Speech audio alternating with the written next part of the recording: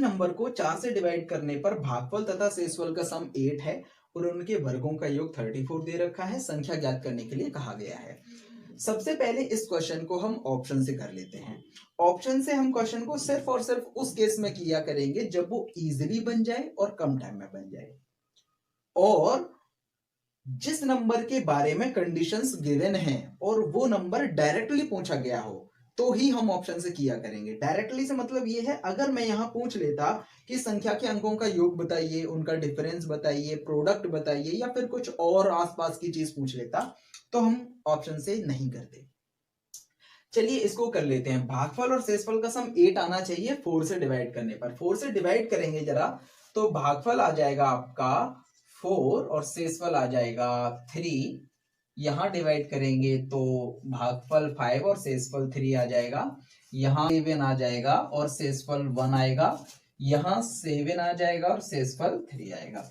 सिर्फ इन दोनों में सम 8 हो रहा है तो बाकी दोनों तो एलिमिनेट हो गए, ये दोनों आंसर हो सकते हैं। सेकेंड कंडीशन ये है कि इनके वर्गों का योग भी होना चाहिए 34। तो 5 का स्क्वायर प्लस 3 का स्क्वायर यानी कि 25 प्लस 9 तो 34 ही होते हैं, तो यही हमारा आंसर हो जाएगा। वो आंसर नहीं होगा क्योंकि ये आ जाएगा 49 प्लस 1 50 हो जाएगा। ठीक है, तो चलिए डिटेल में भी बना लेते हैं इस क्वेश्चन को।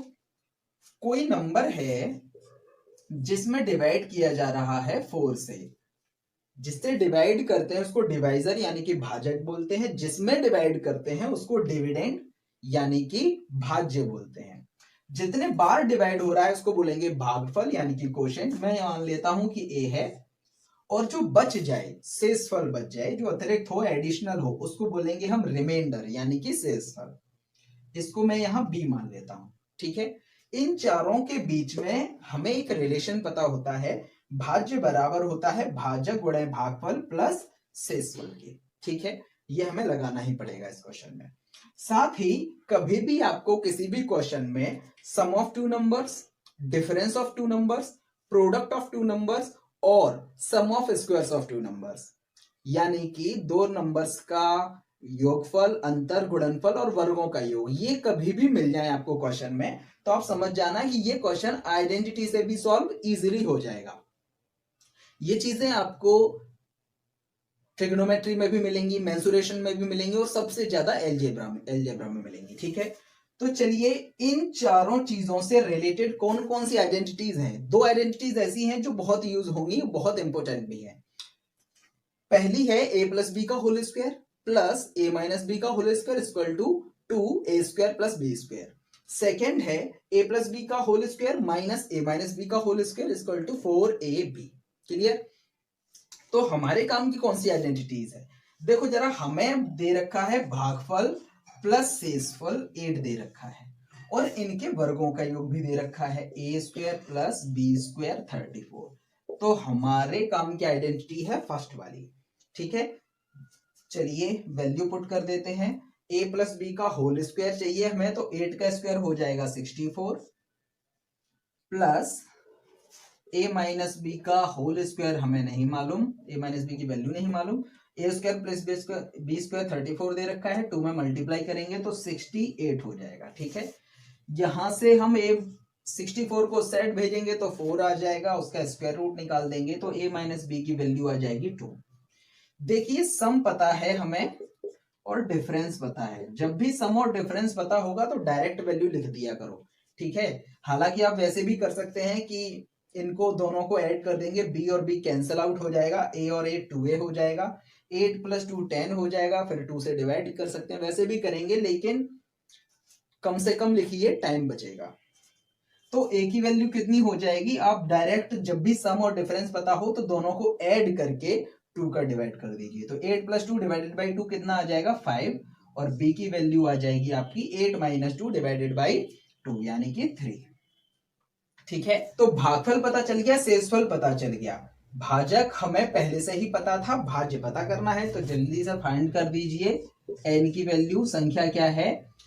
4 इंटू 5 प्लस 3 23, ये आंसर हो जाएगा हमारा। इस क्वेश्चन को हम जरा लॉजिकल तरीके से भी बना के देखते हैं।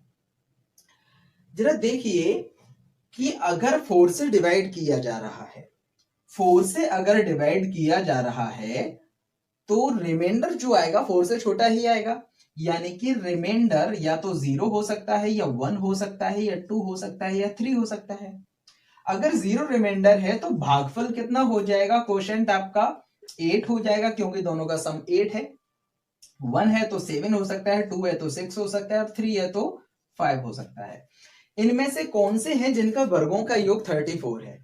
सिर्फ और सिर्फ इन दोनों के वर्गों का योग 34 आएगा, बाकी इनमें से किसी का भी नहीं आने वाला। तो हमें भागफल 5 पता चल जाएगा, शेषफल 3 पता चल जाएगा, फिर से इसी फॉर्मूले में रखेंगे और आंसर निकाल लेंगे।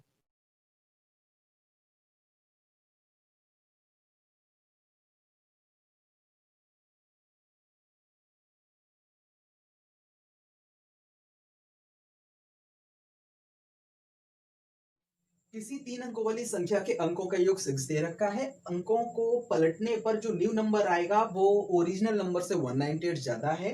थर्ड कंडीशन में बोला गया है कि मध्य अंक बाकी दोनों अंकों के एवरेज के इक्वल है। संख्या हमें फाइंड करनी है। तो 3 डिजिट नंबर से रिलेटेड किसी भी क्वेश्चन में कुछ जानकारी 3 डिजिट नंबर से रिलेटेड हमें बचपन से ही है। जैसे कि हंड्रेड्स प्लेस वाली वैल्यू को हम कभी भी 0 नहीं ले सकते, नहीं तो वो 2 डिजिट का नंबर रह जाएगा।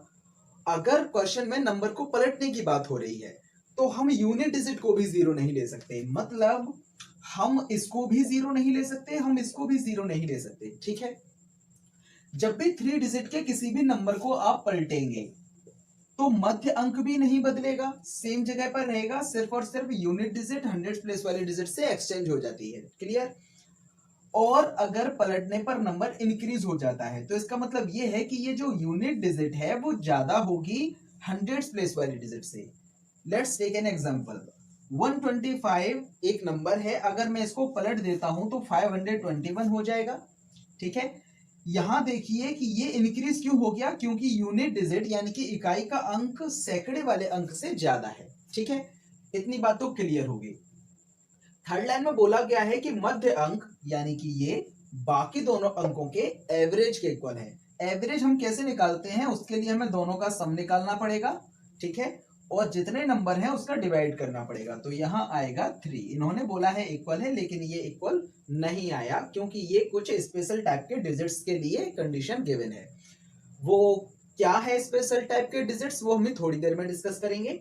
उससे पहले हम इस क्वेश्चन को ऑप्शन से बना लेते हैं और डिटेल में कर लेते हैं। ठीक है, तो ऑप्शन से बनाने के लिए फर्स्ट कंडीशन रीड करिए जरा। लिखा हुआ है कि डिजिट्स का सम 6 होना चाहिए, तो जरा देखिए चारों ही ऑप्शन में डिजिट्स का सम तो 6 ही है।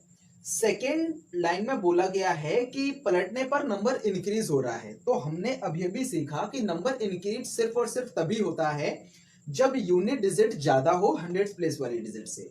तो ऐसा आपको सिर्फ और सिर्फ सेकेंड ऑप्शन में दिखेगा और फोर्थ ऑप्शन में दिखेगा। ठीक है, बाकी दोनों ऑप्शन एलिमिनेट। थर्ड कंडीशन भी अप्लाई करो कि मध्य अंक बाकी दोनों अंकों के एवरेज के इक्वल होगा। तो जरा देखिए यहाँ पे 1 + 2 132 में ये दोनों मध्य अंक को हटा दो, बाकी दोनों अंकों का एवरेज निकालेंगे हम, तो कितना आएगा 1.5। ये 3 के इक्वल नहीं है। ठीक है ना, तो इसका मतलब ये भी हमारा आंसर नहीं है, फोर्थ वाला हमारा आंसर हो जाएगा। उसमें जरा देखिए फोर्थ वाले में, यहीं पे कर देता हूं। फोर्थ वाले में देखिए जरा 1 और 3 इन दोनों का एवरेज निकालेंगे तो 2 ही आएगा, 4/2 यानी कि मध्य डिजिट के इक्वल है, तो वही हमारा आंसर हो जाएगा। चलिए डिटेल में भी देख लेते हैं। सबसे पहले क्वेश्चन में दिया गया है कि एक 3 डिजिट का नंबर है और उसके डिजिट्स का सम 6 है। ठीक है, नंबर को हमें पलटना है, तो पलटने पर वो ऐसा हो जाएगा और बोला है कि वो इंक्रीज हो जाता है। ठीक है, मैं इस साइड लिख लेता हूं इंक्रीज हो जाता है तो। ठीक है, क्योंकि इसको अभी माइनस करना पड़ेगा, लेकिन अभी हम इसको माइनस नहीं कर सकते क्योंकि अभी इसकी रियल वैल्यू हमें नहीं पता। इसीलिए अगर नंबर वेरिएबल्स में लिखा है तो पहले उसको हमें एक्सपेंडेड फॉर्म में लिखना होगा। मतलब ये अगर यूनिट डिजिट पर है तो हमें 1 का मल्टीप्लाई करना होगा, ये टेंस डिजिट पर है तो 10 का मल्टीप्लाई, और ये हंड्रेड्स प्लेस पर है तो 100 का मल्टीप्लाई। तो चला लिख लीजिए इसको जरा 10b।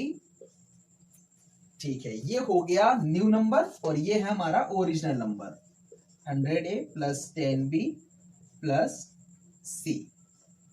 माइनस कर दीजिए तो इक्वल में आना चाहिए 198। ठीक है, 100C में से ये माइनस अंदर जाएगा तो ये माइनस का हो जाएगा, ये भी माइनस का हो जाएगा और ये भी माइनस का हो जाएगा। तो 100C माइनस सी हो गया 99C, ये दोनों तो कैंसल आउट हो जाएंगे। 100A माइनस ए ये हो जाएगा 99A इक्वल टू 198। तो यहां से C माइनस ए की वैल्यू हमें मिल जाएगी 2, 99 का डिवाइड हो जाएगा। क्लियर। थर्ड कंडीशन हमें गिवन है यहाँ पे कि जो मध्य अंक है वो बाकी दोनों डिजिट्स के एवरेज के इक्वल है। तो यहां से a प्लस सी की वैल्यू हम निकाल सकते हैं, कितनी आएगी 2b, और ये a प्लस सी की वैल्यू यहाँ पे इन दोनों की जगह पे हम रख देंगे तो 2b प्लस b 3b हो जाएगा, और 3b का हम मतलब 3 का हम डिवाइड कर देंगे तो b की वैल्यू हमें मिल जाएगी 3। ठीक है ना, सॉरी 2 मिल जाएगी, और ये b की वैल्यू 2 हम यहाँ पे रखेंगे तो 2 2 जा 4 हो जाएगा, यानी कि a प्लस सी की वैल्यू आ जाएगी 4। क्लियर। तो फिर से हमने प्रीवियस क्वेश्चन में सीखा था, सम मिल गया हमें, डिफरेंस मिल गया, तो कैसे निकालनी है, c की वैल्यू कितनी हो जाएगी 4 प्लस 2 डिवाइडेड बाई 2, यानी कि हो जाएगी 3। ऐसे ही a की वैल्यू दोनों का डिफरेंस निकाल के 2 का डिवाइड कर देंगे तो 1 आ जाएगी। क्लियर। आप सोच रहे होंगे यहाँ ऐड करने पर 2 का डिवाइड किया तो c की वैल्यू ही क्यों आई, a की वैल्यू क्यों नहीं आई। जो बड़ा होता है ना उसी की वैल्यू आती है, तो यहाँ c बड़ा है। देखिए जरा, c में से a को घटाने पर यहाँ पे पॉजिटिव वैल्यू आई है। पॉजिटिव वैल्यू सिर्फ और सिर्फ तभी आएगी जब बड़े नंबर में से छोटा नंबर सब्ट्रैक्ट होगा। क्लियर। तो a b c तीनों की वैल्यू पता चल गई, नंबर हमने क्या माना था a b c। ठीक है, तो 1 2 3 यानी कि आंसर है हमारा 123। क्लियर। चलिए अब देखते हैं इसको डायरेक्ट कैसे बनाना है। थर्ड कंडीशन को अब थोड़ा और डिटेल में पढ़ना पड़ेगा। मध्य अंक बाकी दोनों अंकों के एवरेज के इक्वल है। ये कंडीशन सिर्फ और सिर्फ उन डिजिट्स पर लगती है जो डिजिट्स कॉन्जिक्यूटिव हो यानी कि क्रमागत हो। ठीक है, या फिर मैं बोल सकता हूं कि वो समांतर श्रेणी में हो यानी कि एपी में हो, अरिथमेटिक प्रोग्रेशन में हो। एपी क्या होती है, जब कोई डिजिट्स कोई कांस्टेंट नंबर से या तो इंक्रीज हो रहे हैं या डिक्रीज हो रहे हैं, तो मैं कह सकता हूं कि वो डिजिट्स क्या है, एपी में है, मतलब उनका डिफरेंस सेम होगा। ठीक है ना। अब इस लाइन की जगह पर अगर ये लिखा आ जाए कि संख्या के अंक क्रमागत हैं या एपी में हैं, तो एक ही बात है, सॉल्यूशन सेम होगा। एपी के बारे में अगर आपने पढ़ा हो तो इसका मीन हम कैसे निकालते थे, मध्य डिजिट कैसे निकालते थे, माध्य बाकी दोनों डिजिट्स का सम डिवाइडेड बाई 2। इसी चीज को उन्होंने वर्ड्स में लिखा है क्वेश्चन में। क्लियर। तो ये तो बात हमें समझ में आ गई कि अगर कोई डिजिट्स एपी में है या क्रमागत है तो उनका डिफरेंस सेम होता है। अब डिफरेंस कितना कितना पॉसिबल है, डिफरेंस या तो 1 हो सकता है या 2 हो सकता है या 3 हो सकता है या 4 हो सकता है या 5 हो सकता है। 5 नहीं हो सकता, सिर्फ यही 4 पॉसिबल है। क्यों, क्योंकि अगर आप डिफरेंस 5 ले लेंगे तो सबसे छोटे नंबर से भी स्टार्ट करेंगे, तो +5 करेंगे तो कितना आएगा 6, और +5 करेंगे तो 11 आ जाएगा, जबकि ये तीनों ही डिजिट्स सिंगल डिजिट के होने चाहिए। ठीक है ना। तो 5 तो नहीं लिया जा सकता, मतलब डिफरेंस सिर्फ और सिर्फ 1 पॉसिबल है, 2 पॉसिबल है, 3 पॉसिबल है और 4 पॉसिबल है। तो देखते हैं ऐसे कितने नंबर्स बनाए जा सकते हैं जिससे ये क्वेश्चन तैयार हो सकता है। ठीक है, चलिए देखते हैं। तो देखिए इन नंबर्स को, अगर डिफरेंस 1 है तो ये नंबर्स आ सकते हैं, 2 है तो ये नंबर्स, और 3 है तो ये, और 4 है तो ये। ठीक है ना। इन सभी नंबर्स को आप गौर से देखिए, ये क्वेश्चन जो बनेगा वो इन्हीं में से किसी एक नंबर से बनेगा और किसी से नहीं बन सकता अगर ये कंडीशन गिवन है तो। चलिए इनका सम भी निकाल लेते हैं। जरा सम देखिए, सबका सम हम निकालेंगे तो सम आएगा 6 9 12 15 18 21 और 24। ये जो क्वेश्चन में ऊपर सम दिया गया था 6, ये इसकी जगह पर या तो 6 आ सकता है, 9 आ सकता है, और ऐसे ही 24 तक कोई भी नंबर आ सकता है, इनके अलावा नहीं हो सकता। अब अगर आप ऑब्जर्व करें तो हर नंबर का जो मध्य अंक है उसका 3 गुना उसका सम है, दिख रहा होगा आपको। मध्य अंक का 3 गुना करने से सम पता चल जाता है। इसका मतलब यह है कि अगर सम पता होगा तो हम 3 का डिवाइड करेंगे तो मध्य अंक पता चल जाएगा। ठीक है ना। तो इस बात को आप ऐसे भी समझ सकते हैं कि अगर एवरेज वाला फॉर्मूला क्या होता है, average some divided by number जितने होंगे। अगर नंबर क्रमागत हैं तो एवरेज हमेशा मध्य अंक की होगा, मतलब एबीसी अगर नंबर है तो मध्य अंक ही एवरेज होगा। और सम और नंबर्स कितने हैं, टोटल 3 है, तो 3 का डिवाइड करने से सम निकल आता है। ठीक, मतलब सम में अगर 3 का डिवाइड करेंगे तो मध्य अंक निकल आता है। ठीक है, अगर आपको एवरेज नहीं आता तो आप ऐसे भी समझ सकते हैं कि इनका कोई ना कोई डिफरेंस होगा, 1 होगा 2 होगा, कितना भी ले लीजिए आप, मैं 1 ले लेता हूं। तो नंबर कुछ ऐसा होना चाहिए, अगर ये a है तो ये नंबर 1 ज्यादा होगा यानी कि a+1, ये नंबर और 1 ज्यादा होगा इससे भी यानी कि a+2 हो जाएगा। ठीक है, इक्वल टू इनको ऐड कर देंगे, सम निकालेंगे इनका, तो जरा देखिए a+a+a हो जाएगा 3a और यहाँ 2 + 1 हो जाएगा 3 जरा कॉमन ले लेंगे तो ये हो जाएगा ऐसा। ठीक है ना, 3 का डिवाइड कर दीजिए तो a+1 की वैल्यू आ जाएगी सम डिवाइडेड बाय 3। ठीक है, तो ये भी देखिए मध्य अंक निकालने के लिए हमें सम में 3 का डिवाइड करना पड़ा। तो आप कैसे भी समझ सकते हैं, आपको जैसे ही क्वेश्चन में सम दिखाई देगा आप 3 का डिवाइड करके मध्य अंक तुरंत पता कर लेंगे। ठीक है, चलिए इतनी बात तो हमारे समझ में आई कि हम मध्य अंक डायरेक्ट देखकर पता कर सकते हैं। अब बाकी वैल्यूज कैसे पता करेंगे, तो चलिए फिर से ऑब्जर्व करते हैं नंबर्स को। ये जितने भी नंबर्स आपको दिख रहे हैं जिनका डिफरेंस 1 है, उन नंबर्स को जब आप पलटेंगे और न्यू नंबर में से ओरिजिनल नंबर को माइनस करेंगे तो हमेशा 198 ही आएगा डिफरेंस, हमेशा 198 आएगा। ऐसा भी क्यों आता है वो भी जरा देख लीजिए। जैसे नंबर है एबीसी, ठीक है ना, हम मान लेते हैं इनका डिफरेंस 1 है, डिफरेंस 1 वाले 2 आप किसी में भी देख सकते हैं, पहले स्टार्ट करते हैं 1 वाले डिफरेंस से। तो अगर डिफरेंस 1 है तो नंबर कुछ ऐसा रहा होगा, a+1 a+2, इसको पलट देंगे तो ये हो जाएगा a+2 a+1 और a। जरा इसको सब्ट्रैक्ट करते हैं, देखिए ये नंबर बड़ा है तो अभी हम सब्ट्रैक्ट नहीं कर सकते, सब्ट्रैक्शन तो हम सभी जानते हैं। जैसे मुझे अगर सब्ट्रैक्ट करना है 73 में से 119 सब्ट्रैक्ट करना है सपोज, ठीक है, तो जैसे हम 3 में से 9 अभी सब्ट्रैक्ट नहीं कर सकते, तो 3 क्या करेगा, यहां से कैरी लेगा तो यहाँ कितना हो जाएगा 13 मतलब 10 ऐड हो गया, 3 से 13 हो गया मतलब 10 ऐड हो गया, और यहां से एक कम हो जाएगा यानी कि 6 हो जाता है। वही काम यहाँ पे करना है हमें। ठीक है, तो a यहां से कैरी लेगा तो यहाँ कितना हो जाएगा, a+10 हो जाएगा और यहां से एक कम हो जाएगा। ठीक है, a+10 में से a+2 माइनस करिए तो a से a कैंसिल, 10 में से 2 जाएगा तो यहाँ आएगा 8। ठीक, फिर से हम सब्ट्रैक्ट नहीं कर सकते, ये नंबर बड़ा है ये नंबर छोटा है, तो फिर से ये कैरी लेगा तो a+10 हो जाएगा और यहाँ पर बचेगा 1। a+10 में से a+1 माइनस करिए आप, तो a से a कैंसिल, 10 में से 1 जाएगा तो 9 आएगा, a+1 में से a जाएगा तो a से a कैंसिल 198। हमेशा ही जब भी डिफरेंस 1 चलेगा तब उनको सब्ट्रैक्ट करने पर हमेशा ही 198 आएगा। ठीक है, तो अगर डिफरेंस 2 चलेगा, तो अगर डिफरेंस 2 चल रहा होगा डिजिट्स के बीच में, तो कितने आने वाला है, न्यू नंबर में से ओरिजिनल नंबर को घटाएंगे तो कितना आएगा, तो वो आएगा 198 का 2 गुना। अगर डिफरेंस 3 होगा तो 198 का 3 गुना आएगा, डिफरेंस 4 होगा तो 198 का 4 गुना आएगा। इन्हीं 4 नंबर्स के अलावा कोई नंबर्स नहीं आ सकता। तो अब जरा देखिए, क्वेश्चन में हमें सम गिवन है 6, तो 6 में जैसे ही आप 3 का डिवाइड करेंगे तो आपको मध्य अंक पता चल जाएगा और डिफरेंस आपको गिवन है 198 जो कि 1 गुना है।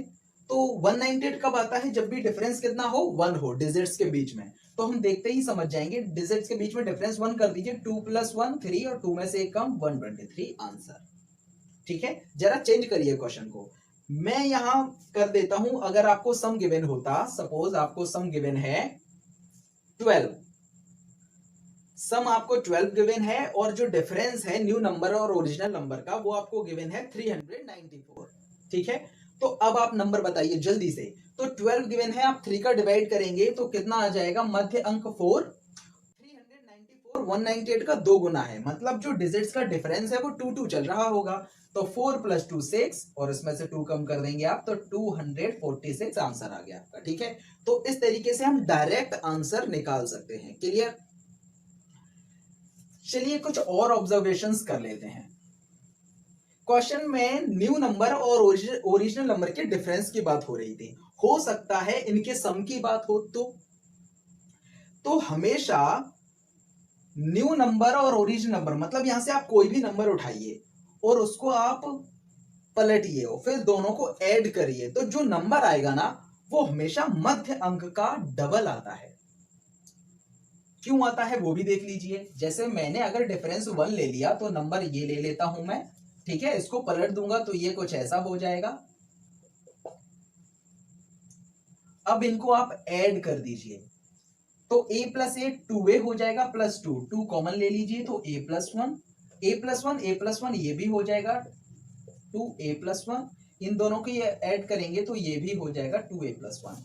ये देखिए ये तीनों ही जो डिजिट आ रहे हैं वो a प्लस वन यानी कि मध्य अंक को डबल करने से आ रहे हैं। मतलब आप किसी भी नंबर को पलटेंगे और उनको ऐड करेंगे न्यू नंबर को ओरिजिनल नंबर से, तो जो भी रिजल्टिंग नंबर आएगा वो हमेशा मध्य अंक को डबल करने से ही आएगा। ठीक है, तो क्वेश्चन इस पे भी बन सकता है। आखिरी बात ये आखिरी ऑब्जर्वेशन और कर लेते हैं। जैसे आपको क्वेश्चन में गिवन है कि मध्य अंक बाकी दोनों अंकों के एवरेज के इक्वल है। आपको ऐसे भी दिया जा सकता है कि मध्य अंक बाकी दोनों अंकों के प्रोडक्ट के स्क्वायर रूट के इक्वल है। ठीक है, तब क्या करेंगे? जैसे यहाँ पे मध्य अंक बाकी दोनों अंकों के एवरेज के इक्वल है तो हम समझ गए थे कि ये एपी की बात हो रही है। वैसे ही अगर मध्य अंक बाकी दोनों अंकों के प्रोडक्ट के स्क्वायर रूट के इक्वल है तो इसका मतलब हम समझ जाएंगे कि जीपी की बात हो रही है, यानी कि गुणोत्तर श्रेणी की बात हो रही है। लेकिन इसको हम ज्यादा डिटेल में नहीं सीखेंगे। क्यों नहीं सीखेंगे? क्योंकि अगर डिजिट्स जीपी में होंगे तो सिर्फ और सिर्फ 3 नंबर्स ही पॉसिबल है।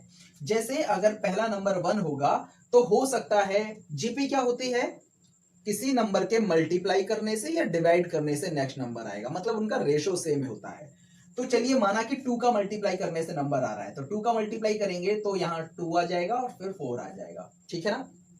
हो सकता है 3 का मल्टीप्लाई करने से आ रहा हो तो 3 आ जाएगा, 9 आ जाएगा। अब आप नहीं कर सकते आगे, 4 का करोगे तो नहीं बन पाएगा नंबर।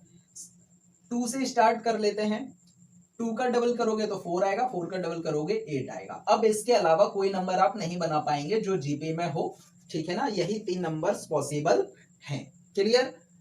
तो ये आखिरी बात थी। अगर जीपी से कोई क्वेश्चन आता है तो हम डायरेक्ट तीनों नंबर्स को देख लेंगे और सॉल्व कर लेंगे। ठीक है, ओके।